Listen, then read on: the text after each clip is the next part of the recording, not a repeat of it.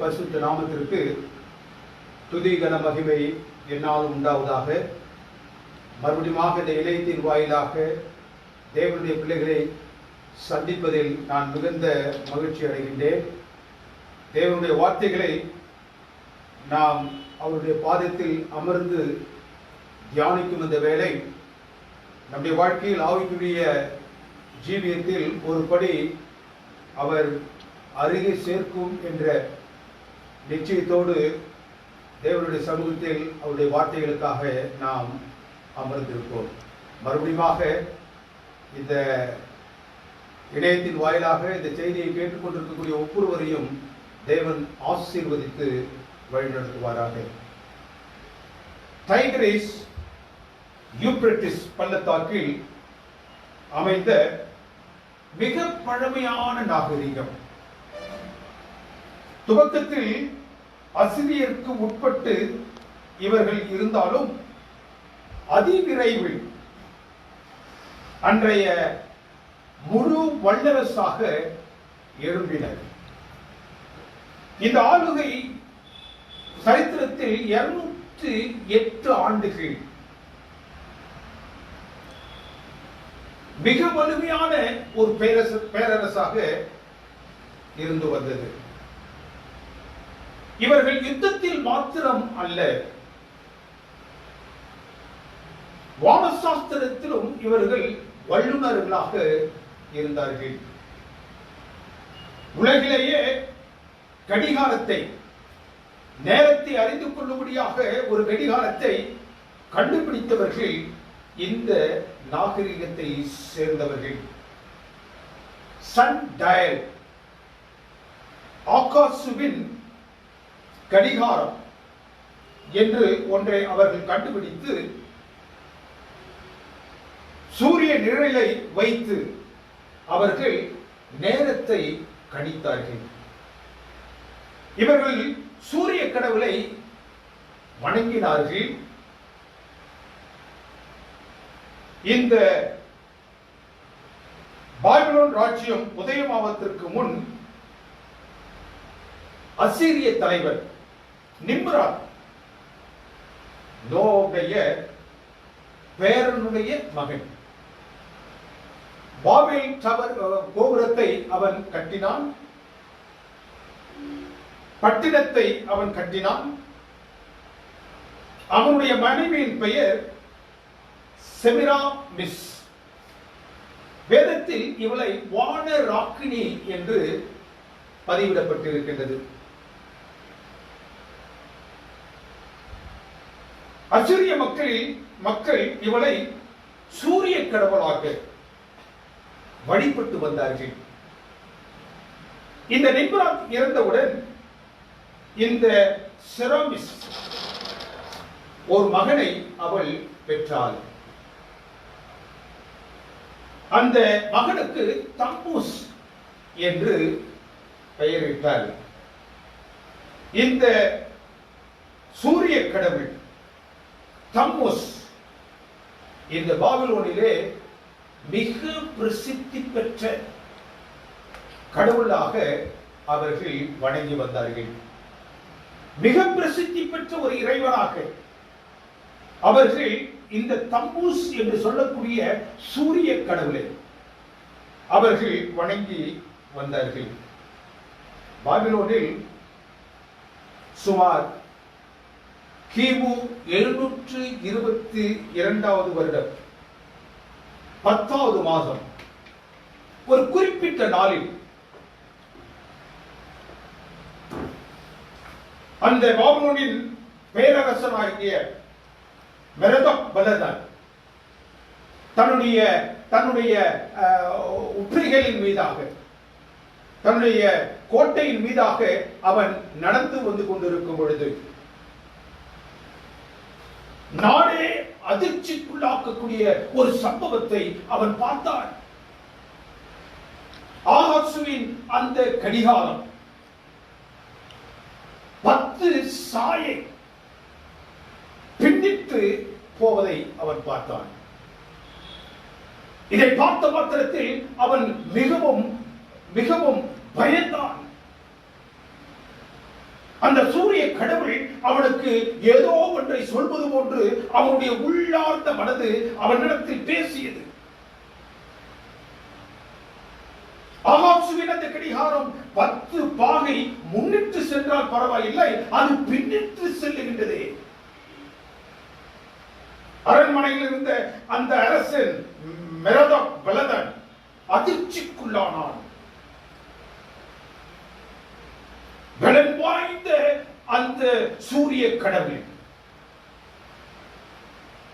அந்த சூரிய கடவுளையே 10 பாகை பின்னிட்டு செல்லும்படியாக ஒரு சக்தி இந்த உலகத்தில் இருக்கும் என்றால் அந்த சக்தி தேவனுக்கு பிரியமானவர்களே இந்த சூரிய கடவுளை காட்டிலும் பலம் மிகுந்த சக்தி மிகுந்த ஒரு கடவுள் ஒன்று உண்டு என்பதனை அந்த மெரதக் பலதன் அறிந்து கொண்டார். சூரியனையே பின்னிட்டு செல்லும்படியாக வல்லமை பெற்ற இந்த சம்பவம், வல்லமையுடைய ஒரு கடவுள் சூரியனை காட்டிலும் பலம் பொருந்தியதாக காணப்பட்ட அந்த கடவுளையும் அந்த தேசத்தையும் நான் காண வேண்டும் என்று தன்னுடைய இருதயத்திலே அவன் நினைத்துக் கொண்டான். வல்லமையான சூரிய கடவுள் பின்னிட்டு செல்ல ஒரு சம்பவம் ஏதோ ஒரு இடத்தில் நடைபெற்றிருக்கிறது. அந்த நிகழ்வு என்ன? அவன் ஆராய்ச்சியின் பயனாக, அநேகர் அழைத்து செய்த ஆராய்ச்சியின் பயனாக அவர்கள் என்ன கண்டார்கள்? யூதேயாவில் ஒரு சம்பவம் நடைபெற்றிருக்கிறது. அந்த சம்பவம் யூதேயாவில் நடைபெற்ற அந்த சம்பவம் அதிசயிக்கக்கூடிய ஒரு சம்பவம். ராஜாவாகிய எசேக்கியா தன்னுடைய சுகத்திற்காக தேவனோடு அவன் போராடி பெற்ற 15 வருடங்களை காட்டும்படியாக ஒரு அடையாளத்தை அவனுக்கு காட்டும்படியாக சொன்ன மாத்திரத்தில் தானே அங்கு அந்த சம்பவம் நிகழ்ந்தது என்பதை இவன் இப்பொழுது ஆராய்ந்து உணர்ந்து கொண்டான். உடனே அவன் தன்னுடைய இருக்கையில் அமர முடியவில்லை. உடனே தாக்கீதுகளை எழுதுகின்றான். ஒரு கடிதத்தை எசேக்கியாவிற்கு எழுதி அவனிடத்திற்கு நிருபங்களை அவன் அனுப்பி அநேக வெகுமானங்களை அனுப்பி தானும் செல்லும்படியாக அவன் தீர்மானித்தான். அவர்கள் காண அந்த யூத தேசத்திற்கு இவன் செல்வதற்கு முன்பதாக அவர்களை கண்டு வருவதற்காக ஒரு உயர்மட்ட குழுவை, தன்னுடைய தேசத்திலேயே ஞானிகள் என்று சொல்லக்கூடிய, தன்னுடைய தேசத்திலேயே உயர்ந்த அறிவாளிகள் என்று சொல்லக்கூடிய நிலையில் இருக்கக்கூடிய உயர்மட்ட குழுவை அவன் யூதேயாவிற்கு அனுப்பி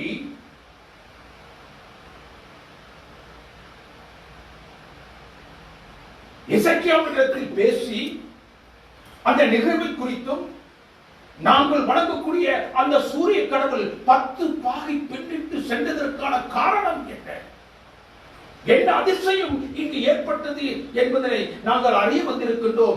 எந்த தேவன், எந்த இறைவன், எந்த வல்லமை மிக்க கடவுள் இதை செய்தார் என்பதனை நாங்கள் காண்பதற்காகவும் அந்த தேவனை நாங்கள் தரிசிப்பதற்காகவும் வந்திருக்கின்றோம் என்றார்.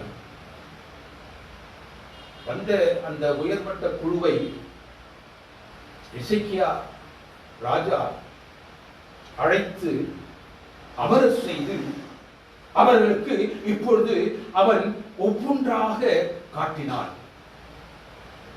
எதையெல்லாம் அவன் தன்னுடைய வாழ்க்கையில் உயர்வு என்று கண்டு அந்த உயர்ச்சியை பற்றி அவன் நினைத்துக் கொண்டிருந்தானோ அவற்றையெல்லாம் காட்டினான். பொக்கிஷ சாலையை திறந்து காட்டினான். அந்த பொக்கிஷ சாலையில் இருக்கக்கூடிய வெள்ளி, பொன், பரிமளம், கந்தவர்க்கம் எல்லாவற்றையும் அவர்களுக்கு காட்டினான். அது முடிந்த மாத்திரத்தில் தானே அவர்களை அழைத்து சென்று அவனுடைய ஆயுத சாலையை காட்டினான். நவீன யுத்த கருவிகளை காட்டினான். யூதர்கள் அந்த வீரர்கள் அணியக்கூடிய அணிகலன்களை காட்டினான். ஆயுதங்களை காட்டினான். அவருடைய வார் ஸ்ட்ராட்டஜிஸ் என்னவெல்லாம் இருக்குமோ அவற்றை எல்லாம் அவர்களிடத்தில் காட்டினான். மறுபடியும் அவர்களை அழைத்துக் கொண்டு தன்னுடைய அரண்மனைக்கு சென்றான். கோட்டை கொத்தளங்களை காட்டினான், தன்னுடைய ராஜரீகத்தை காட்டினான், தன்னுடைய அந்தஸ்தை காட்டினான், மேன்மையை காட்டினான், தன்னுடைய வலிமையை காட்டினான், தன்னுடைய ராஜரீகத்தை அவர்களுக்கு காட்டினான்.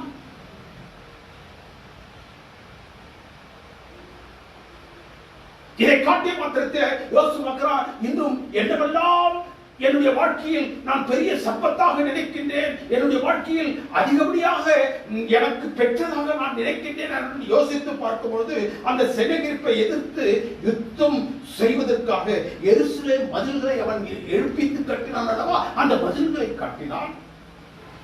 கீசான் பள்ளத்தாக்கிலிருந்து ஊற்றிலிருந்து சீலோ குளத்திற்கு வரும் வரைக்கும் இருக்கக்கூடிய அந்த அந்த அகழ் நீரோட்டத்தை அவர்களுக்கு காட்டினான். கடைசியாக அவனுடைய உணவு கிடங்கிற்கு கொண்டு சென்றான். பெரிய உணவு கிடங்கு. அவனுடைய தேசம் அனைத்தும் 5 வருடங்களுக்கு எந்த விதமான உணவு தட்டுப்பாடும் இல்லாமல் புசித்து இருக்கும் அளவிற்கு அங்கு சேமிக்கப்பட்டு வைத்திருந்த உணவை அவன் காட்டினான். 5 வருஷங்களுக்கு FCI food corporation of India 2 வருஷம் 7 மாதங்களுக்கு தான் அந்த சேமிப்பை செய்வார்கள். இவ்வளவு பெரிய நாட்டில் அங்கு 5 வருடங்களுக்கு. தேவனுக்கு பிரியமானவர்களே, இவை எல்லாவற்றையும் அவன் காட்டிவிட்டு தன்னுடைய அறையில் வந்து அமர்ந்து தன்னுடைய கரங்களை விரித்த வண்ணமாக அவன் சொல்லுகின்றான். என்ன சொல்லுகின்றான்? ஏசாயாவின் புத்தகம் 39வது அதிகாரம் 2வது வசனத்துல அந்த கடைசி வரிகளை பார்த்தீங்கன்னா, there is nothing among my treasure that I have not shown to them. என்னைக்கு கொடுக்கப்பட்டிருக்கக்கூடிய, நான் ஆசீர்வதித்து கொடுக்கப்பட்டிருக்கக்கூடிய அந்த என்னுடைய பொக்கிஷங்களில் எல்லாவற்றையும் நான் அவர்களுக்கு காமித்தேன், அவைகளில் ஒன்றையும் நான் காட்டாமல் இருக்கவில்லை. பெருமூச்சோடு அவன் சொல்லுகிறான். God's blessings என்று அல்ல, my treasure, my riches. தேவனுடைய ஆசீர்வாதம் என்பதற்கும் என்னுடைய சம்பத்து என்பதற்கும் உடைய அந்த அந்த அந்த வேறுபாட்டை அவன் காண்பித்து அவன் என்ன சொல்லுகின்றான்?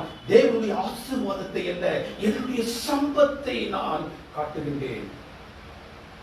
எதை காட்ட வேண்டுமோ, எதை காண்பதற்காக அந்த பாபிலோனில் இருந்து அந்த உயர்மட்ட குடியுடைய தேசத்திற்கு யூதேயாவிற்கு வந்ததோ அதை அவர்களுக்கு அவன் காட்டாமல் தன்னுடைய சம்பத்தை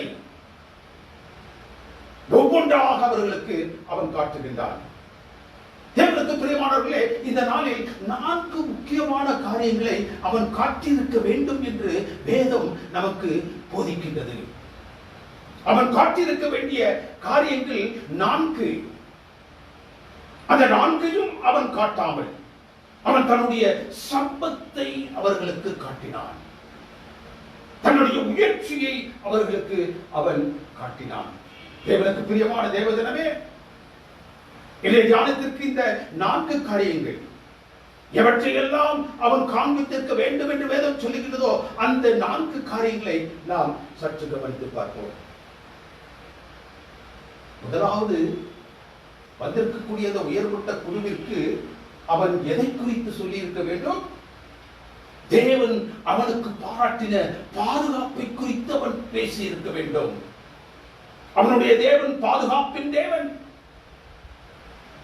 தன்னையும் தன்னுடைய தேசத்தையும் பாதுகாத்து வழிநடத்தக்கூடிய தேவன் என்பதனை அவர்களுக்கு அவன் சொல்லி இருக்க வேண்டும். He should have told them the protection of God.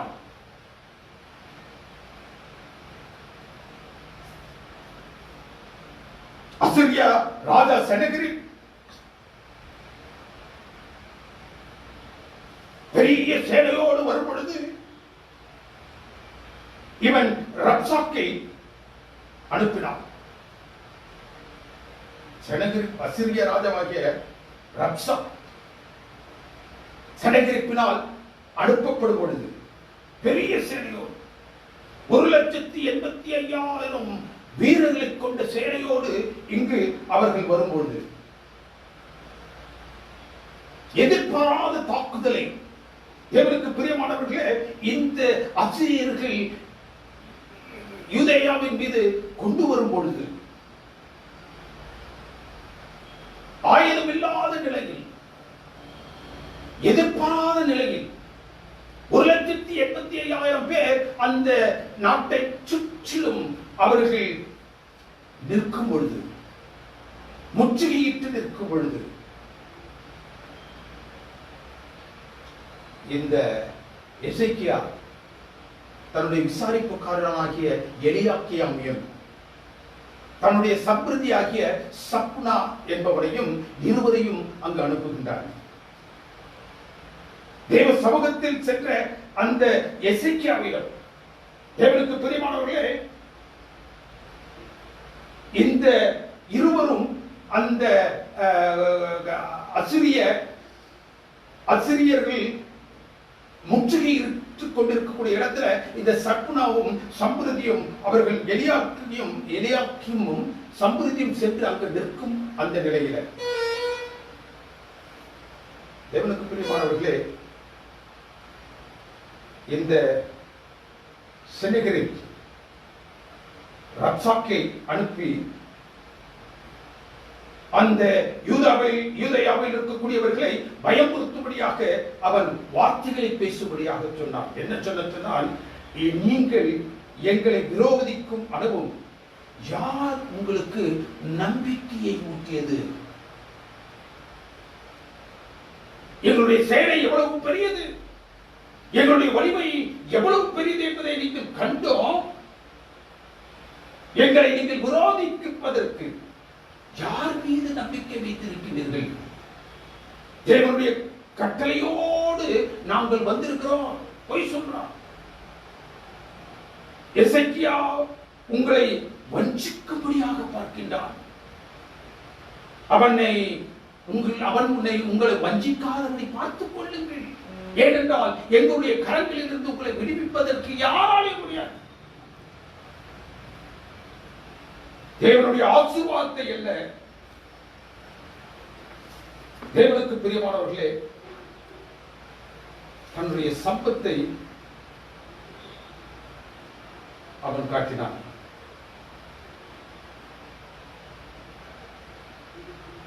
ஒரே இரவில் இங்கு தேவன் அவனிடத்தில் என்ன சொல்லுகின்றார்? தேவனுடைய சமூகத்தில் முழங்காலிட்டு நிற்கக்கூடிய அந்த எசேக்கியாவை நோக்கி தேவன் என்ன சொல்லுகின்றார்? அவன் பட்டயத்தால், உன்னுடைய பட்டயத்தை நீ இரத்த கரையாக்கிக் கொள்ளாதே. உன்னுடைய விரோதியாகி அவனுடைய பட்டயத்தால், அவனுடைய தேசத்தில், உன்னுடைய தேசத்தில் அல்ல, உன்னுடைய தேசத்தை நீ கரைப்படுத்திக் கொள்ளாதே. அவனுடைய தேசத்தில் அந்நிய ரத்தம் உன்னுடைய தேசத்தில் செலுத்த கூடாது என்பதற்காக அவனுடைய தேசத்தில் அவனை நான் கொண்டு சென்று அவனை என்ன செய்வேன்? நிக்கிரகம் பண்ணுவேன். அந்த அனுபவத்தை படிச்சுட்டு வந்தீங்கன்னாக்கா, அந்த அனுபவம் என்ன சொல்லுகிறது? ஒரே இரவில் ஒரே தூதனை கொண்டு 1,85,000 பேர் தேவன் அடித்தார்.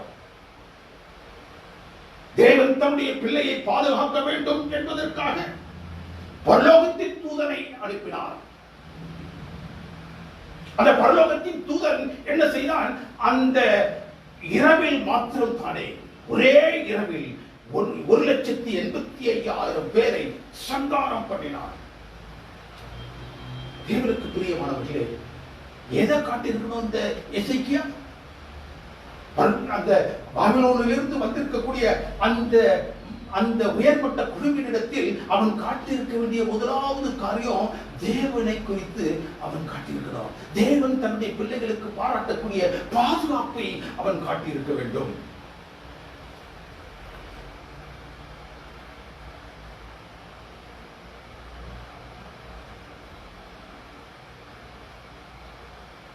இன்றைய உலகத்தில் நாம் எதை காட்டுகின்றோம்? நம்முடைய சம்பத்தையா, தேவனுடைய ஆசீர்வாதத்தையா? நம்முடைய நெருக்கடி ஏற்படும் போதெல்லாம், நாம் தேவனுடைய சமூகத்தில் செல்லும் போதெல்லாம் அவர் நம்மிடத்தில் பேசவும், அந்த அந்த வார்த்தையிலிருந்து பெறக்கூடிய பலனை நாம் பெறவோம். அந்த பலனில் இருந்து நாம் பெறக்கூடிய சத்துவத்தினால் நாம் எதிர்கொண்டு இருக்கக்கூடிய எதையும் நாம் வெற்றி சிறக்கவும் தேவன் கொடுக்கக்கூடிய பாதுகாப்பை குறித்து அல்லவா அவர் பேசியிருக்க வேண்டும். ஒரு இரவில் 1,85,000 பேரை பரலோகத்தின் தூதனை கொண்டு அவர் சங்கரித்து என்னை அவர் பாதுகாத்தார் என்று தேவனுடைய பாதுகாப்பின் கரத்தை குறித்தல்லவா அவர்களிடத்தில் சொல்லி இருக்க வேண்டும். ஒரு தூதன், தேவனுக்கு பிரியமானவர்களே, எசேக்கியாவிற்கு ஒரு தூதனை கொண்டு ஒரு இரவில் 1,85,000 பேரை அவர் கொன்று போட்டிருப்பார் என்றால், இன்றைக்கு வேதம் சொல்லுகின்றது ஒவ்வொரு தேவனுடைய பிள்ளைகளுக்கும் 2 தூதர்களை தேவன் கொடுத்திருக்கின்றார். இன்றைக்கு உங்களுக்கும் எனக்கும் இரு தூதர்கள். அப்படி என்றால் 1,85,000 3,70,000 பேரை சமாளிக்கக்கூடிய அல்லது கொன்று போடக்கூடிய அளவிற்கு பலன் மிகுந்த பரலோகத்தின் சத்துவத்தை தேவன் நமக்கு கொடுத்திருக்கிறார் அல்லவா? தேவனை காண வேண்டும் என்று இந்த உலகம் நம்மிடத்தில் வரும் பொழுது நாம் எதை காட்டுகின்றோம்? தேவன் நமக்கு கொடுக்கக்கூடிய பாதுகாப்பை காட்டுகின்றோமா? இன்றைக்கு இந்த வருஷத்தை நாம் துவங்கும் பொழுது இந்த கொரோனா வைரஸின் மூலமாக எவ்வளவு தூரத்திற்கு பாதிக்கப்பட்டவர்களாக இன்றளவிலும் உலகமெங்கிலும் எத்தனை பேர் மரணித்திருக்கிறார்கள், எத்தனை குடும்பங்கள் தன்னுடைய வாழ்க்கையில் நிம்மதி இல்லாமல் இருக்கின்றது, எத்தனை குடும்பங்கள் வியாதி பிணியில் தவித்துக் கொண்டிருக்கின்றது. தேவன் கொடுத்த அந்த பாதுகாப்பை நாம் நம்முடைய இருதயங்களில் தாங்கியவர்களாக இந்த உலகத்திற்கு தேவனை நாம் பலம் சாட்ட வேண்டாமா? என்ன செய்து கொண்டிருக்கின்றோம்? எசேக்கியாவை போன்று அவனுடைய சம்பத்தை அவன் காண்பித்தது போன்று நம்முடைய சம்பத்தை நாம் காண்பித்துக் கொண்டிருக்கின்றோமா? அல்லது கர்த்தராகிய தேவன் நமக்கு பாராட்டி இருக்கக்கூடிய அந்த பாதுகாப்பின் கரங்களை குறித்து இந்த உலகத்துக்கு சொல்லிக் கொண்டிருக்கின்றோமா?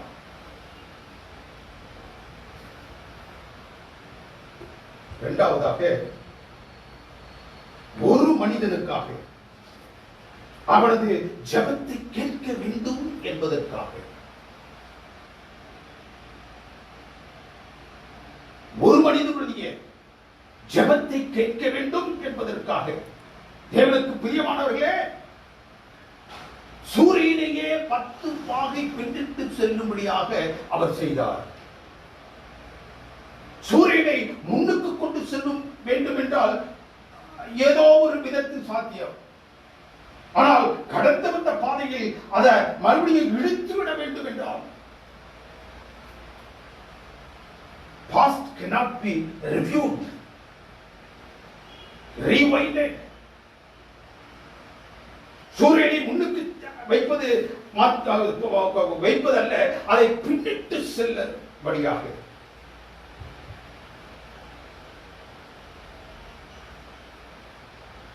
ரெண்டு ராஜாக்களின் புத்தகம் 20வது அதிகாரம் 10-11வது வசனம் சொல்லுது, தேவனுடைய பிள்ளை ஜெபத்தில் தன்னை அழைத்து கேட்ட மாத்திரத்தில் தானே அவன் கேட்டு விட்டானே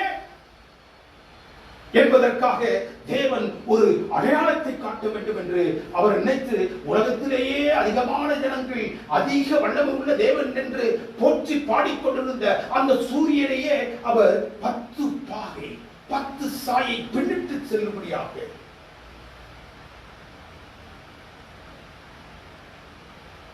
Is it impossible? Is it possible? He has done what is impossible. Solar சிஸ்டத்துல மில்கி வே கேலக்சியில, அதாவது அந்த அந்த பால் வெளி விண்மீன்களில் தேவனுக்கு பிரியமானவர்களே, அந்த மில்கி வே அந்த அண்டத்துல 400 சூரிய குடும்பங்கள் இருக்கின்றது. எத்தனை? 400 அண்டத்தில். அவைகள் அந்த 400 சூரிய குடும்பங்களும் அந்த கோள்கள் அனைத்தும் என்ன செய்கிறது? விண்வெளியில பல லட்சம் மைல்கள் வேகத்தில் அங்கும் இங்குமாக அவைகள் சுற்றிக் கொண்டே இருக்கின்றது. அவைகள் சுற்றி கொண்டிருக்கக்கூடிய அந்த நிலையில சற்று நின்றாலும் சற்று பின்னிட்டாலும் ஒன்றோடு ஒன்று மோதி அந்த கோள்கள் அனைத்தும் ஒன்றுக்கொன்று மோதி பெரிய பாதிப்பை ஏற்படுத்திவிடும் அண்டத்தில். இங்கு தன்னுடைய ஒரு பிள்ளை தன்னிடத்தில் விசுவாசத்தை பலப்படுத்திக் கொள்ள வேண்டும் என்பதற்காக அவன் என்னிடத்தில் என்ன கேட்டான், இந்த சூரியன் 10 பாகை பின்னிட்டு செல்லும்படியாக கேட்டானே.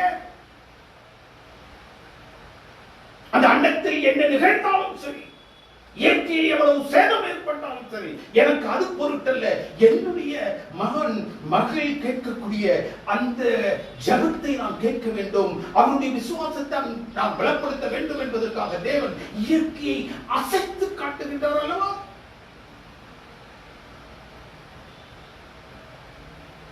எந்த சேதமும் நஷ்டமும் ஒரு பெரிதல்ல. யாருக்கு? தேவனுக்கு. யார் நிமித்தமாக என்றால் ஜெபிக்கின்ற தன்னுடைய பிள்ளை நிமித்தமாக. தேவன் இந்த அண்டத்தின் சுழற்சியை அல்ல, ஒரு தேவனுடைய பிள்ளையில் இருந்து வரக்கூடிய அவனுடைய ஜெபம் என்று சொல்லக்கூடிய வார்த்தைகளுக்கு தான் அதிக மதிப்பை நான் கொடுப்பேன் என்று அனுபவத்தின் மூலமாக பேசுகின்றார். இன்றைக்கு நீங்களும் நானும் அவருடைய சமூகத்தில் கொண்டு செல்லுகின்ற அந்த ஜெபம் விண்ணப்பம், நாம் அவரிடத்தில் நம்முடைய கரங்களை கூப்பி கேட்கக்கூடிய அந்த விண்ணப்பத்திற்கு பதிலளிப்பதற்காக ஒருவேளை இந்த அண்டத்தை அவர் அசைக்க வேண்டும் என்றாலும் சரி, அதனால் எந்த விபரீதங்கள் ஏற்படும் என்றாலும் சரி, அதை பற்றி கவலை இல்லை. ஏனென்றால் he wants to hear us.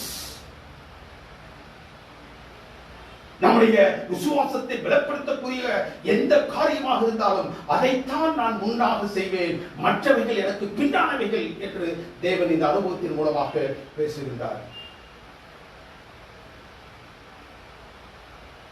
கடந்து சென்ற காலத்தில் ஒரு மாற்றத்தையும் அவர் செய்தார். ஜெபத்தை கேட்கும் ஜீவனுள்ள தேவனை குறித்து அவன் சொல்லி இருக்க வேண்டாமா? தேவன் தனக்கு பாராட்டக்கூடிய அந்த வல்லமையான பாதுகாப்பு குறித்து அவன் பேசி இருக்க வேண்டாமா? பேசல. எவ்வளவு தூரத்திற்கு என்னுடைய தேவன் நான் அவருடைய சமூகத்தில் முழங்கால் படியிட்டு ஜெபிக்கக்கூடிய ஜெபத்திற்கு எவ்வளவு சீக்கிரமாக, எவ்வளவு துரிதமாக எனக்கு பதிலளிக்கின்றார். எனக்கு பதிலளிக்க வேண்டும் என்பதற்காக இந்த இயற்கையில் எந்த மாற்றத்தை ஏற்படுத்தினாலும் அதற்கு ஆயத்தமாக இருக்கின்றாரே. அவ்வளவு பெரிய தேவன், என்னுடைய ஜெபத்தை கேட்கும் தேவன் என்பதை அந்த மக்களுக்கு அவர் கூறியிருக்க வேண்டாமா?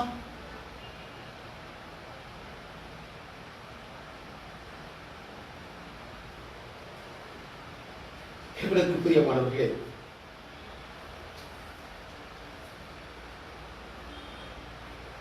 உன் ஜெபத்தை நான் கேட்டேன், உன் கண்ணீரை கண்டேன் என்றார் தேவன். ஜெபத்தின் மூலம் தேவன் நமக்கு பாராட்டக்கூடிய விடுதலைகள் எத்தனை எத்தனை எத்தனை! இந்த அண்ட சராசரமும் அசைவற்று நின்றாலும் அதை பொருட்படுத்தாமல் எந்த நிலையில் நானும் நீங்களும் அவருடைய சமூகத்தில் செல்லுகின்றோமோ அந்த நிலையில் அவர் தன்னை காத்துக்கொண்டு என்னென்ன காரியங்களை அவருடைய சமூகத்தில் நாம் விண்ணப்பிக்கின்றோமோ அவைகளுக்கு மறுஉத்தரவு அளித்துக் கொண்டிருக்கின்றாரே. அப்பேற்பட்ட ஜெபம் கேட்கும் தேவனை குறித்து அவன் அவரிடத்தில் சொல்லி இருக்க வேண்டாமா? இந்த வருஷத்திலே வியாதியின் மத்தியிலே கடந்து வரக்கூடிய நீங்களும் நானும் என்னைக்கு அந்த தொற்று நம்மை தொற்றிக்கொள்ளும் என்று பயத்தோடு வாழ்ந்து கொண்டிருக்கும் பொழுது ஜெபிக்கக்கூடிய ஜெபங்களை எத்தனை முறை அவர் கேட்டிருக்கின்றார்.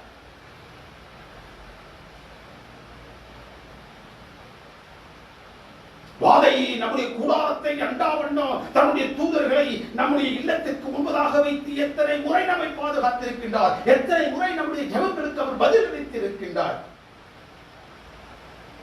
நாம் யாரை குறித்து தேவனை அறியாத மக்களிடத்தில் பேசிக் கொண்டிருக்கின்றோம்?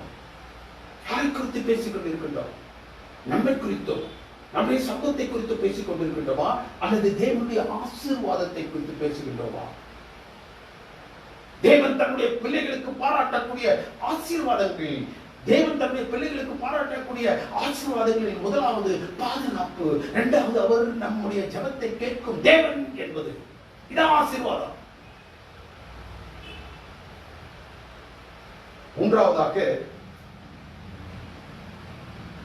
எசேக்கியேல் புத்தகம் 38:5 வசனங்களை நான் வாசித்து பார்த்தோம் என்றால், மரண படுக்கையில் இருந்த அவனுக்கு தேவன் 15 வருடங்களை கூட்டி கொடுத்தார். 15 years, 5,475 days.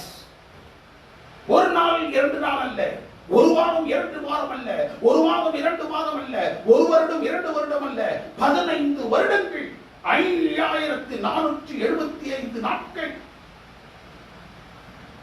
நாட்களோடு நாட்களை அல்ல, வருஷத்தோடு வருஷத்தை அவர் கூட்டிக் கொடுத்தார்.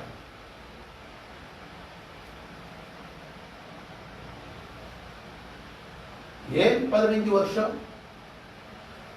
ஏன் 15 வருஷம்? தேவனுக்கு பிரியமானவர்களே, இந்தியன் பீனல் கோட் பிரகாரம் ஒரு ஆயுள் தண்டனையுடைய தண்டனை நாட்கள் 14 வருஷம். ஆயுள் தண்டனை, அதுதான் ஒரு ஆயுள். 39 வயதாகிக் கொண்டிருக்கக்கூடிய எசேக்கியா ராஜா தனக்கு மற்றும் ஓர் ஆயுளை அவரிடத்தில் கேட்டான். He asked for a lifetime, another lifetime. தேவன் தனக்கு பிரியமான பிள்ளைகள் கேட்கக்கூடிய ஜெபத்திற்கு எப்படி உத்தரவளிக்கின்றார் என்றால், ஒரு நாள் அல்ல, 2 நாள் அல்ல, ஒரு வாரம் அல்ல, 2 வாரம் அல்ல, மாதம் அல்ல, வருஷம் அல்ல, 15 வருடங்கள், ஒரு ஆயுளை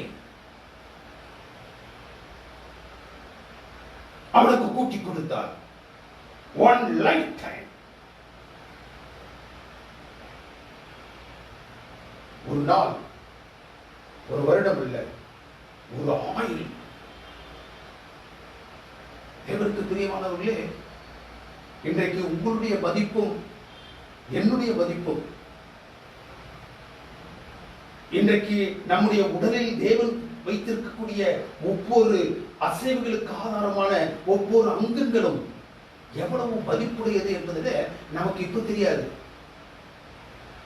நோயுற்ற நிலையில் ஒரு மருத்துவமனைக்கு செல்லும் பொழுது தெரியும். ஒருமுறை நான் சிஎம்சி ஹாஸ்பிட்டல் விசிட் பண்ணி கொண்டிருக்கும் பொழுது ஒரு மனிதனுடைய இதய இயக்கம் அவனுக்கு சரியாக இயங்கவில்லை என்பதற்காக ஒரு டெஸ்ட் செய்யப்பட்டு அவனுக்கு ஒரு ஊசியை குத்தினார்கள். அந்த ஊசியை குற்றும் பொழுது அவர்கள் சொன்னார்கள், இந்த ஒரு நாளுக்கு அவருக்கு எந்த விதமான பிரச்சனையும் இல்லை என்றார்கள். அந்த ஒரு நாளுக்கு அவருக்கு குத்திய அந்த ஊசியின் விலை எவ்வளவு என்றால் 20,000 ரூபாய். டயாலிசிஸ் ஒரு முறை செய்வதற்கு 5,000 ரூபாய். தேவனுக்கு பிரியமானவர்களே, எத்தனை 1000 ரூபாய்களை போட்டாலும், எத்தனை லட்சம் ரூபாய்களை போட்டாலும், தேவனுக்கு பிரியமானவர்களே, நம்முடைய உடலில் இருக்கக்கூடிய அங்கங்களுடைய மதிப்பு என்னவென்று மருத்துவமனைக்கு போகும்போது தான் தெரியும். இங்கு மறித்த சூழ்நிலையில் இருக்கக்கூடிய ஒருவனுக்கு தேவன் 15 வருடங்களை கூட்டிக் கொடுத்தார். 15 years. எவ்வாறு நம்முடைய நாட்களோடு நாட்கள் கூட்டப்படுகிறது என்பதை நாட்கள் கூட்டப்படாத மக்களோடு ஒப்பிட்டு பார்க்கும் பொழுதுதான் தேவன் எவ்வளவு தூரத்திற்கு நமக்கு நன்மை செய்திருக்கின்றார் என்பது நமக்கு தெரியும்.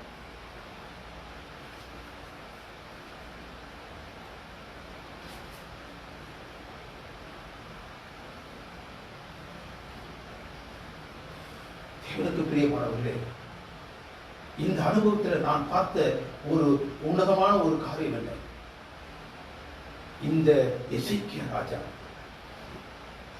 இந்த 15 வருடங்களை அவன் கேட்காமல் இருந்திருப்பான் என்றார். 15 வருடங்களை தேவனுடைய சமூகத்தில் பெற்று அவருக்கு நன்றியுள்ள பிள்ளையாக அவன் மரித்து அவனுடைய ஆத்துமத்துக்கு அழிவை அவன் தேடிக்கொண்டானே, அந்த அழிவு அவனுக்கு சம்பவியாமல் இருந்திருக்கும்.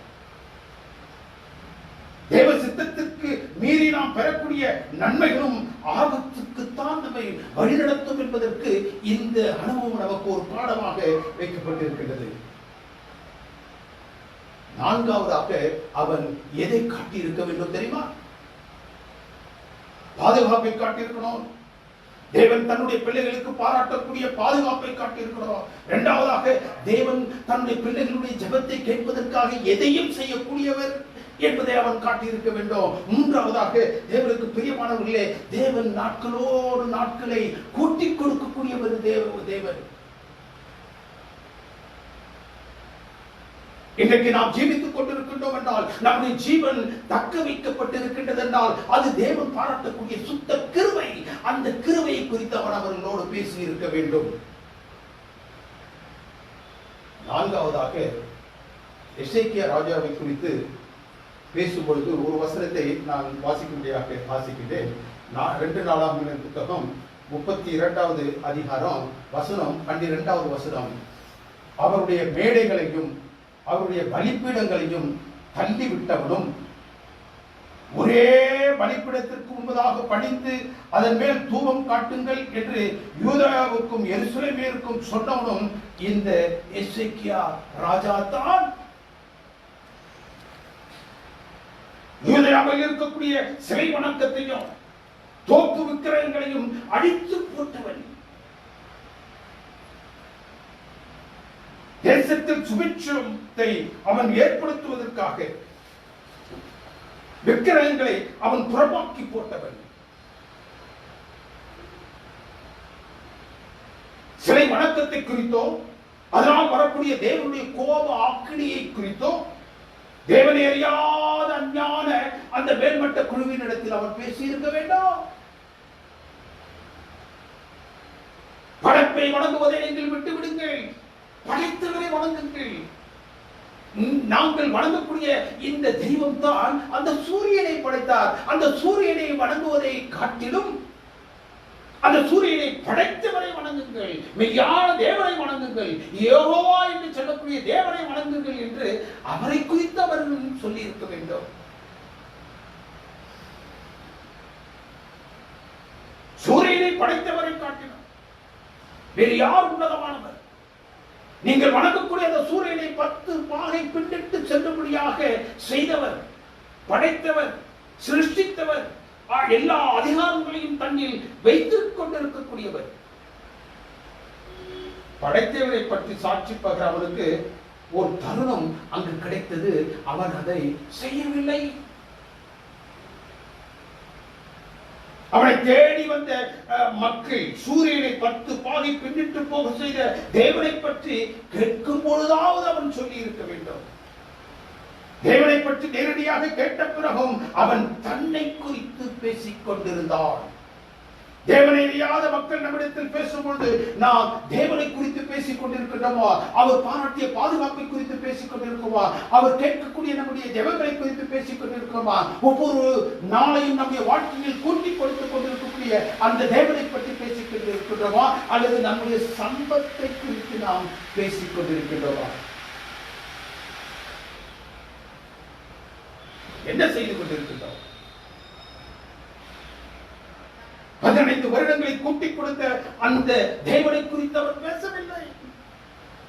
சிலை வணக்கத்திலிருந்து பாராட்டிய விடுதலையை குறித்து அவர்களிடத்தில் பேசவில்லை. He shared his riches, not the blessings. சம்பத்துக்கோ ஆசீர்வாதத்திற்கோ வித்தியாசம் உண்டு. இந்த உலகத்தில் நாம் பாடுபட்டு சம்பாதிக்கக்கூடிய அனைத்தும் சம்பத்துக்கள். ஆசீர்வாதம் என்பது தேவனுடைய சமூகத்தில் இருந்து புறப்பட்டு வருவது. பாதுகாப்பு, ஜெபங்களுக்கு தேவன் மறு உத்தரவு அருளுவது, நம்முடைய நாட்களோடு நாட்கள் கூட்டப்படுவது, இதெல்லாம் தேவனுடைய சமூகத்தில் இருந்து தேவனுடைய பிள்ளைகளுக்கு பாராட்டக்கூடிய ஆசீர்வாதங்கள். இவைகளை குறித்து அவன் அவர்களிடத்தில் சொல்லவில்லை. பார்க்க வந்து அவர்களிடத்தில் தேவனை காட்டி இருந்தால் என்ன சம்பவித்திருக்கும் தெரியுமா? அந்த உயர்மட்ட குழுவினிடத்தில் கர்த்தராகிய தேவன் மெய்யான தெய்வம் இவர்தான் என்று ஒருவேளை காட்டியிருந்தால், இதுதான் சத்தியம், நாங்கள் வணங்கக்கூடியவர் தான் தெய்வம், நாங்கள் வைத்திருக்கக்கூடியதுதான் சத்தியம் என்பதனை அவர்களுக்கு சொல்லி இருந்தால் அவர்கள் சத்தியத்தை கொண்டு போயிருப்பார்கள். உண்மையான தேவனை இந்த யூதேயாவில் இருந்து பாபிலோனுக்கு கொண்டு போயிருப்பார்கள். எதை சொல்ல வேண்டுமோ அவன் அதை சொல்லாததனால், எதையெல்லாம் காட்டினானோ அதையெல்லாம் அவர்கள் நினைத்தாங்க கொள்ளை பொருளாக. 100 வருஷங்களுக்கு பிறகு யோயாக்கீம் அரசாண்ட அந்த நாட்களிலே, தானியேலின் புத்தகத்தை நீங்க எடுத்து பார்த்தீர்கள் என்றால், யூதாவின் ராஜாவாகிய யோயாக்கீம் அரசாண்ட அந்த நாட்களிலே பாபிலோனின் ராஜாவாகிய நேபுகாத்நேச்சார் அவர் என்ன செஞ்சாரு, 3ஆம் வருஷத்துல வந்து எல்லாவற்றையும் எடுத்து சென்றார். அவன் உயர்வாக எதையெல்லாம் காட்டினானோ, பொன் வெள்ளி மற்றும் ஆலயத்தில் இருந்த அனைத்து தட்டுமுட்டு சாமான்கள், அங்கு ஆராதனை செய்து வழிபட்டு வந்த தேவனை தவிர மற்ற எல்லாவற்றையும் அவன் கொண்டு போயிட்டார். அந்த தேவனை காட்டியிருந்தால் அந்த தேவனை அவர்கள் கொண்டு போயிருப்பார்கள். எந்த பாபிலோனை தன்னுடைய நேச நாடாக வைத்துக் கொள்ள வேண்டும் என்று அவன் இந்த தன்னுடைய சம்பத்துக்களை எல்லாம் கொண்டு காண்பித்தானோ, அந்த நேச நாடு 100 ஆண்டுகள் கழித்து இவர்களை சிறைப்பிடித்து சென்றது. 690 ராஜபுத்திரர்களை, அரண்மனையில் காணப்பட்ட மந்திரி குமாரர்களை எல்லாரையும் என்ன செஞ்சிச்சு, எதையெல்லாம் உயரமாக காட்டினானோ அவற்றை எல்லாம் தேவனையும் சத்தியத்தையும் எசேக்கியா காட்டியிருந்தால் அவர்கள் எதை கொண்டு சென்றிருப்பார்கள்? பாபிலோனுக்கு ரட்சிப்பை கொண்டு சென்றிருப்பார்கள் அல்லவா? தேவனை அறியாத மக்களுக்கு நாம் எதை காட்டுகின்றோம்? தேவனை காட்டுகின்றோமா? தேவன் நமக்கு பாராட்டி இருக்கக்கூடிய இந்த அருமையான சத்தியத்தை நாம் காட்டுகின்றோமா? தேவன் நமக்கு அளித்த நன்மைகளை காட்டுகின்றோமா, அல்லது உலகத்தில் நாம் சம்பாதித்த சம்பத்துக்களை நாம் காட்டிக் கொண்டிருக்கின்றோமா? நம்முடைய சம்பத்துக்களை நாம் காண்பித்தால் அதை சாத்தான் எடுத்துக்கொள்வான். தேவனை காண்பித்தால் அநேகரை நாம் ரட்சிப்பிற்குள்ளாக வழிநடத்த மாட்டோமா? எதை நாம் காட்டிக் கொண்டிருக்கின்றோம்? எதை நாம் காட்டிக் கொண்டிருக்கின்றோம்? தேவனுக்கு பிரியமான தேவஜனமே, இந்த எசேக்கியாவினுடைய அனுபவம் உங்களுக்கும் எனக்கும் இடத்தை சொல்லுகிறது. தேவனுக்கு பிரியமானவர்களே, நாம் எதை காட்ட வேண்டுமோ அதை இந்த உலகத்திற்கு காட்ட வேண்டும். எதை காட்டுவதற்காக உங்களையும் என்னையும் தேவன் இந்த உலகத்தில் படைத்து அவருடைய பிள்ளைகளாக அடைத்து அவர் நம்மை வாழ வைத்துக் கொண்டிருக்கிறாரோ அதை காட்டாமல்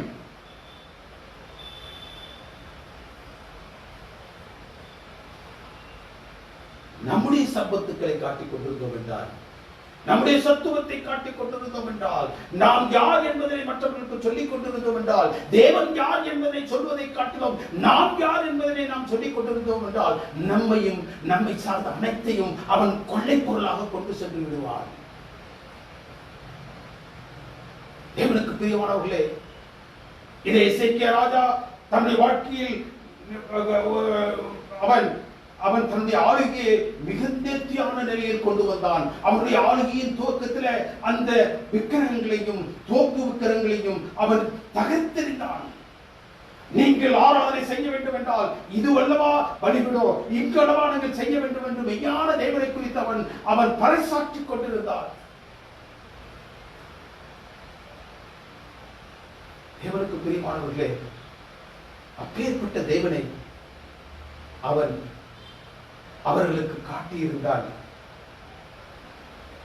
அந்த பாபிலோனுக்கு சத்தியம் போயிருக்கோம், உண்மையான தேவன் போயிருப்பாரு, அங்கு ரட்சிப்பை பெற்றிருக்கிறோம். ஆனால் அவன் அதை செய்யவில்லை. தேவனுடைய சமூகத்தில் இறைஞ்சி பெற்றுக் கொண்ட 15 வருடங்களை அவன் தன் போக்கில் தன்னுடைய சம்பத்தின் அடிப்படையில் வாழ்ந்ததினால் அவன் தன்னுடைய ரட்சிப்பை இழந்தான். இந்த 15 வருடங்கள் அவனுக்கு கூட்டப்பட்டாமல் இருந்திருக்கும் என்றால் அவன் ஒருவேளை நிச்சயமாக பரலத்தில் காணப்படும்படியாக அவன் ரட்சிப்பை பெற்றவனாக மாறியிருப்பார். தேவனுடைய சமூகத்தில் நாம் அவருடைய சமூகத்தில் வேண்டுதல் செய்யக்கூடிய காரியங்களுக்காக நாம் மிகவும் ஜாக்கிரதையாக இருக்க வேண்டும். இந்த உலகத்தில் எந்த நிலையில் எல்லாம் தேவனை நாம் பறைசாற்ற முடியுமோ, சத்தியத்தை சொல்ல முடியுமோ அப்படி சொன்னோம். அவனை தேடி வந்தவர்களிடத்திலேயே தேவனை குறித்து செய்யல. எத்தனை பேர் நம்ம அது மாதிரி இருக்கிறோம்? எசேக்கியாவை போன்று நம்மை தேடி வரக்கூடிய நம்முடைய நண்பர்கள், அடுத்த மதத்தை சார்ந்தவர்கள், அடுத்த அடுத்த விசுவாசத்தை தாங்கியவர்கள், நாம் யாரை குறித்து பேசிக் கொண்டிருக்கின்றோம்?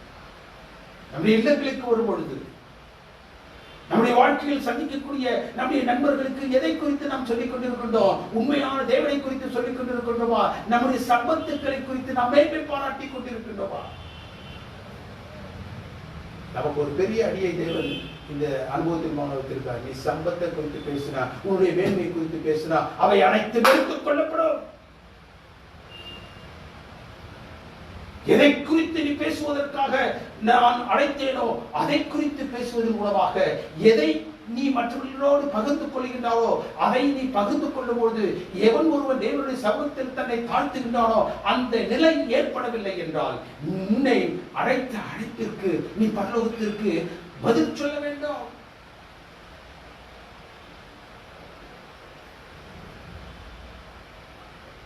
தேவனுக்கு பிரியமானவர்களே, தேவன் நமக்கு பாராட்டிய பாதுகாப்பு எத்தனை! இது போன்ற தொற்றுகள் சூழ்நிலையில் எல்லாம், வியாதி சூழ்ந்த சூழ்நிலையில் எல்லாம் எவ்வளவு தூரத்திற்கு நம்மை பாதுகாத்து வருகின்றார். நாம் என்ன சொல்லிக் கொண்டிருக்கின்றோம்? நம்முடைய வாழ்க்கை மற்றவர்களுக்கு எதை சொல்லிக் கொண்டிருக்கின்றது? நாம் ஜெபிக்கும் பொழுதெல்லாம் நம்முடைய ஜெபத்தை கேட்டவராயிற்று. நம்முடைய ஜெபத்தை கேட்க வேண்டும் என்பதற்காக இயற்கையின் சத்துவத்தை கூட அவர் அசைப்பதற்கு காத்திருப்பவராயிற்று. சொன்னமா?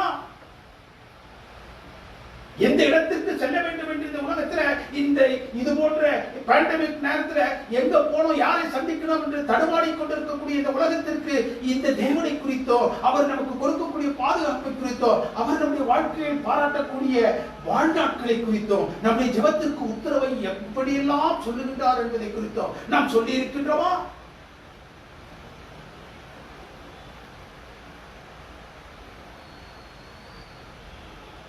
அதற்காகத்தான் நாம் அழைக்கப்பட்டிருக்கிறோம்.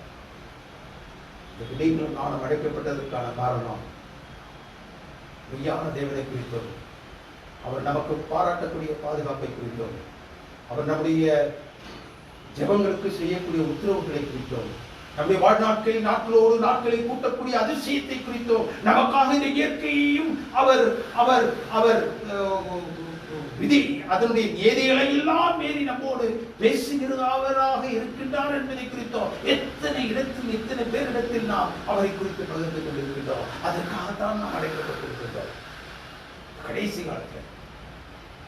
கால திருச்சபையாக உண்மையான சத்தியத்தை நம்முடைய கரத்தில் பெற்றவர்களாக, இந்த சத்தியத்தை அறியாத மக்களிடத்துல எது குறித்து பேசிக் கொண்டிருக்கின்றோமோ, எதையெல்லாம் குறித்து பேசிக் கொண்டிருக்கின்றோமோ தெரியவில்லை.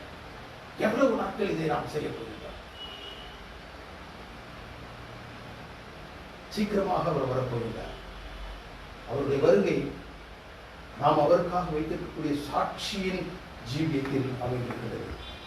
அவர் வரும் பொழுது நாம் அவருக்கு உத்தரவு சொல்ல கடமைப்பட்டிருக்கின்றோம். தேவன் தாமே உங்கள் ஒவ்வொருவரையும் ஆசீர்வதித்து எங்கள் அன்பின் நல்ல தெய்வமே, இந்த திருப்பாதைகளை மறுபடியும் நாங்கள் நன்றி கொண்டிருக்கின்றோம். இந்த கிருபைகள் அதிகமாக இந்த நாளில் பெருகவைக்காக உங்களுக்கு நன்றி செலுத்துகின்றோம். என்னுடைய வாழ்க்கையில் தேவனை பாராட்டி அன்பு பாராட்டி செய்திருக்கக்கூடிய அனுகூலமான அடையாளங்களுக்காக உங்களுக்கு நன்றி செலுத்துகின்றோம். இந்த வேளையிலும் எங்கள் அன்பு தெய்வம் எங்கள் மீது தயவுள்ளவராக இருந்து எங்களுடைய கரங்களில் இந்த அருமையான வேதத்தை கொடுத்து அந்த வேதத்திற்கான சாட்சி ஜீவிதத்தை நாங்கள் செய்யும்படியாகவும், அந்த ஜீவியத்தின் பிரகாரப்படியாக அநேகருடைய ராஜ்யத்திற்கு தங்களை தகுதிப்படுத்திக் கொள்ள வேண்டும் என்பதற்காக நீர் எங்களுக்கு பாராட்டி வரக்கூடிய நன்மைகளுக்காக உங்களுக்கு நன்றி செலுத்துகின்றோம்.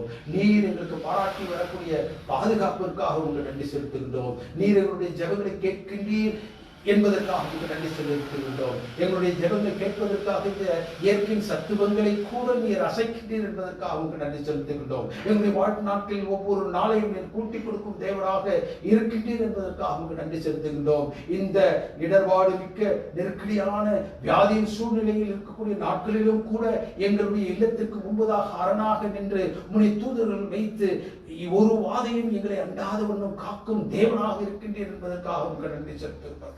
எங்களை மறுபடியும் தாழ்த்துகிறோம். நீ சீக்கிரமாக வரப்போகின்றேன் சுவாமி. உங்களுடைய திருக்குமாரன் சீக்கிரமாக வெளிப்படக்கூடிய அந்த நாளிலே இதோ இவருக்காக காத்திருந்தோம். இவருடைய ரட்சிப்பிலே களிக்கூறும் என்று சொல்லக்கூடிய கூட்டத்தாருடைய நாங்கள் அனைவரும் காணப்படக்கூடிய பெரும் பாக்கியத்தில் எங்களுக்கு தந்தல்ல கிறிஸ்துவின் வழியாய் வேண்டுதல் செய்கின்றோம் எங்கள் பரிசுத்தமிக்க பரமபிதாவே.